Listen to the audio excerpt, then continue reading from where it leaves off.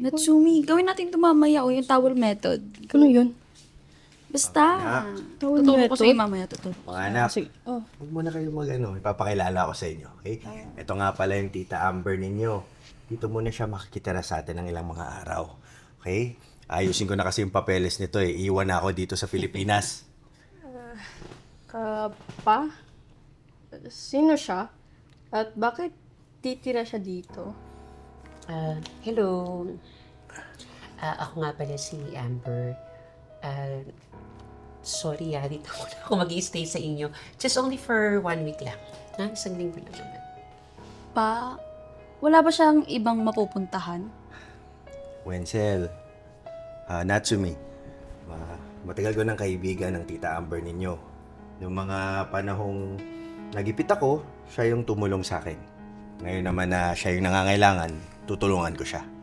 Tara, papakita ko na yung kwarto mo sa'yo, okay? Hi, sorry too.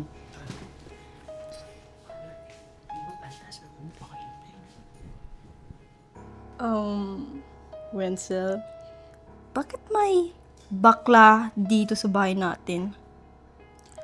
Oo nga eh. Baka may hindi sinasabi sa atin si Papa. Kailangan niya na ng, alam mo ngayon, para may pang-suporta sa atin. Kung totoo man, kawawa naman si Papa. Kaya nga kailangan natin malaman yung totoo eh. Yeah.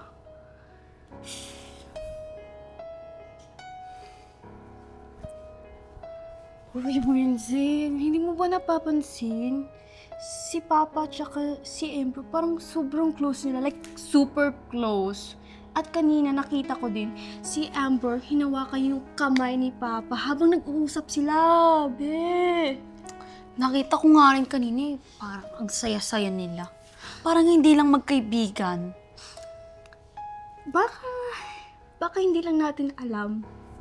Pero kung si Amber yung dahilan kung bakit si Papa hindi nagkakainteresado sa mga babae? Baka yun yung reason kung bakit iniwan tayo ni Mama, di ba? Uy, huwag ka nga magsabing yan. Pero kung totoo nga, anong gagawin natin? Kailangan natin malaman yung totoo. Hindi yung pwedeng ganito lang tayo. Oo nga.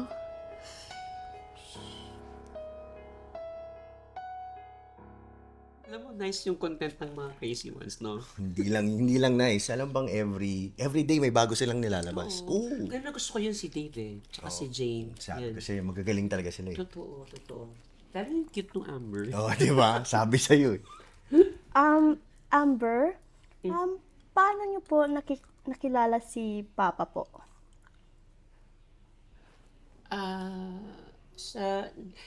Nagkatrabaho kami ni daddy mo sa isang event. Tama, yon. Tapos after noon, yun, naging close kami. Kaya naging magkaibigan kami ni daddy. Magkaibigan ba talaga o may iba pa? Mga bata, tama na ha.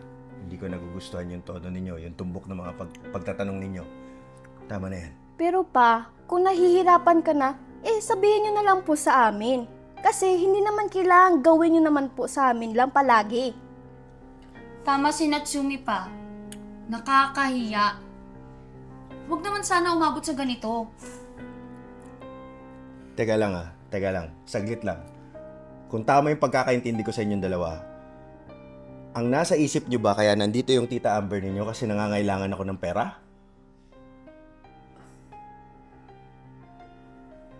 Ano mga bata? Sagot! Opo, tay. Mga bata, hindi ganun yun. Okay? Tagal ko ng kaibigan ng tita Amber ninyo. Okay? Itong bahay natin, isa siya sa mga tumulong sa atin, kaya nakuha ko to. Nung nawalan ako ng trabaho, isa rin siya, nandyan siya, tumulong siya sa akin. Ngayong siya naman yung nangangailangan, tutulong ako. It's the least that I can do. Dave, sorry. Pasensya na kung ako pa yung nagiging dahilan yata ng gulo nyo rito. Hindi ko intensyon na ganun yung isipin ninyo about sa amin dalawa ng papa ninyo. Matagal na talaga kami magkaibigan. And alam nyo, to be honest, ang dami kong nakilalang mga bully, mga mapanghusgang tao na kapag nakikipagkaibigan ka sa mga kagaya nila, iniisip nila laging may intention. May intention. Alam nyo, dapat nga maging proud kayo sa papa ninyo eh. Kasi napakabait ng papa ninyo. He is really one of a kind. Pa, pasensya na po. Hindi po namin sinasadya na mag-isip ng masama. Yung gusto lang po namin ay maging mabuo po tayo ng isang pamilya. Yung masaya. Oo pa, alam namin na hindi mo kami papabayaan. Mga anak, sa totoo lang, hindi ko kayo masisi eh. May mga bagay tayong nakikita, may mga bagay tayong naririnig, lalo na sa social media, na hindi natin namamalayan. Tinuturuan na pala tayong maging mapanghusga. Nakakalimutan na rin nating makita ang kabutihang nangyayari sa mga buhay natin. Pa, pasensya na po ulit. Natatakot lang po kasi kami ni Wenzel na baka magbago po yung lahat po. Baka gagawin din yung, baka iiwanin din po kami. Katulad ni mama po. Okay, iwan, okay? Gusto lang po namin na mabuo tayo. Winsel, Natsumi, hindi nandito si Tita Amber para sirain ang buhay ninyo, ang relasyon ninyo sa papa ninyo. Hindi. Ha? Never. Alam kong iniisip nila eh, na magjowa kami ng papa ninyo. Alam nyo, mas higit pa sa pagkakaibigan ng tingin namin sa isa't isa. Para na rin kami magkapatid. Pero sana, Natsumi and Winsel, ma-realize ninyo na hindi lahat ng relasyon o pagkakaibigan ay mayroong masamang dahilan. Tama ka dyan, tama ka dyan. Mga anak, ang mga tao sa paligid natin, may kanya-kanyang labang pinagdadaanan. Hindi naman lahat ng oras eh. Kapag tutulong tayo, dapat ora-orada may kapalit. Tagal ko ng kaibigan, Tita Amber ninyo. At yung pagkakaibigan na yun, wala naman talaga sa pagkatao yun eh. Tsaka, wala rin yun sa mga nakapaligid sa atin. Kaya kong tumulong ngayon, kaya tumutulong ako. Tita Amber, Pa, sorry po. Sobra po kaming nag-isip po. Pasensya na po ulit. Pa, sorry din po. Nagkamali po kami. Opo. Okay lang. Okay lang yun. Yung mga anak ko talaga. Minsan lang to Minsan lang to Feeling ko, pag natikman nila yung pasta mo, makukuha mo yung kiliti nila eh. Sige. I will. Okay, no problem for Wenzel and Natsumi. Sige, I will cook. Okay, wait lang. Sige. Ay nga kayong dalawa. Ay, nako, mga anak ko. Tingnan mo nga ako. Ba talaga may papalit pa sa mami ninyo? Wala na, no? Puro kasi drama yung pinapanood natin. Iyak ka na kanina, no? Hindi, tigil mo yan.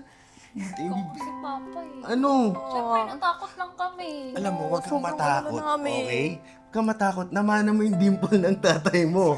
Oh, yan, ganyan. Yan yung gusto ko. Smile lang. Yan. Ay, mga batang to. Ayaw pa talaga mag-cut ng director. Putang ina talaga.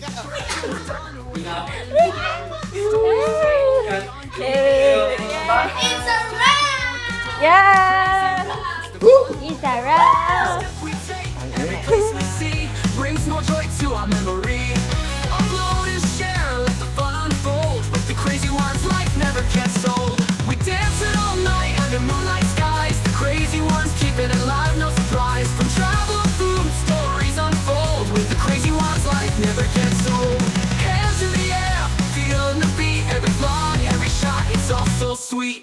Ooh, feel the rhythm take control. Every journey feeds our soul. Laugh, explore, and savor the ride. with the crazy Mabuhay everyone! David Raveda here. Stay connected and don't miss out on our new contents. Subscribe to our YouTube channel and follow us on YouTube and Facebook. Watch out also for our exclusive events solely for our YouTube membership. Here in The Crazy Ones, life never gets old. so sweet. Oh yeah, so wherever we go, the stories told with the crazy ones. Life never gets old. Let's go, living this life, feeling it in our soul. With the crazy ones, yeah, let's roll.